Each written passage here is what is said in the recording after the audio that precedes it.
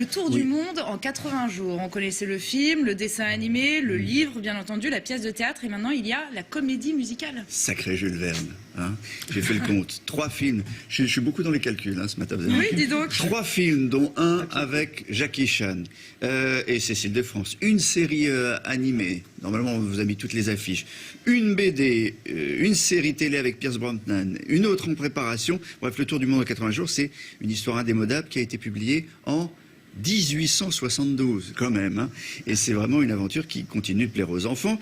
Preuve encore avec cette nouvelle comédie musicale. Sur la scène, il y a notamment une montgolfière, alors qu'il n'a jamais pris la montgolfière. Il faut quasiment. On croit toujours qu'il a pris la montgolfière, oui, Phileas Fogg, alors que c'est juste au moment où il part de Paris. C'est même la couverture du livre. C'est vrai qu'on a l'image de la mais montgolfière. on y pense toujours. Alors, la montgolfière, la proue d'un bateau. Le bateau, c'était le transport préféré de Phileas Fogg. L'éléphant, bien sûr. Phileas Fogg et Passepartout, et de leur meilleur ennemi, qui s'appelait Fix. Vous vous souvenez de l'inspecteur Fix, qui les suit partout dans le monde et nuit gravement à leur moyenne de vitesse dans les voyages. Ce qui marche très bien dans ce spectacle, c'est le visuel, c'est les couleurs, c'est la danse, c'est les chansons, les décors. C'est très amusant, on passe dans tous les pays du monde. On va regarder un extrait, on va écouter le metteur en scène, parce qu'ils ont utilisé une petite technique de théâtre bien à eux, qui s'appelle la technique du Rubik's Cube. La principale chose qui pour nous comptait, c'était de le mettre surtout en comédie musicale. Donc effectivement, on a sélectionné les principaux axes du roman et ce que les gens ont envie de retrouver. Et on a fait effectivement une compression du roman pour en ressortir toute la substantifique moelle. 9 jours passent, on embarque à New York en 10 jours. L'Atlantique est de l'histoire ancienne. Puis depuis Liverpool, on met moins de 5 heures pour rallier Londres jour 80. J'ai voulu faire une mise en scène très Rubik's Cube, c'est-à-dire qu'on a des mobiles sur scène qui se transforment tour à tour en bateau, en train, en mairie, en gare, et on a essayé de faire quelque chose de très ludique pour les spectateurs. Ça a l'air malin, hein, et ça a l'air beau. C'est malin et c'est bien chanté et c'est super. Et il en faut.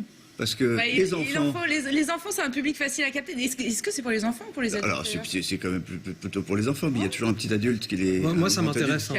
Il y a toujours un adulte. En général, il y a un adulte qui amène un enfant. En général, ils ne viennent pas tout seuls, les enfants. On ne les laisse pas, on ne les lâche pas dans une salle de spectacle. Alors, vous avez vu les costumes, les spectacles. Je vous montre encore un extrait.